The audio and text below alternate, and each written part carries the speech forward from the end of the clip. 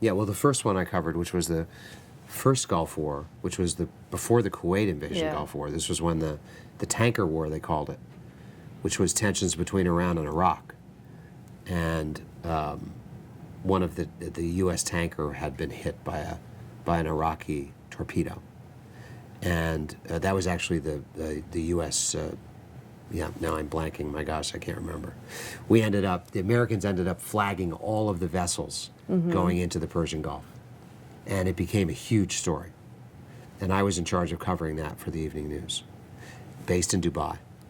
That was really challenging because we had to do it from a helicopter every day, all day long, literally traveling the Persian Gulf, which we called the Gulf because we were based in the Arabian side of the Persian Gulf, the Arabian Gulf. But it was difficult because there were Iranians, they were at war with Iraq. And we were flying around in our helicopter, and I remember, being on the radio talking to an American warship, and he said to me, "Do you hear that Iranian warship threatening to shoot you down?"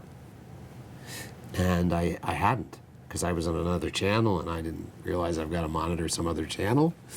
And it was foggy, and I didn't know there was an Iranian warship. Well, I was only out there a week. We were following this warship that was the Iranian warship. Looked like an American ship to me. Oh my God. And I'm talking to the Americans on the radio, and these Iranians threatening us because he's wondering why we're following him. Wow.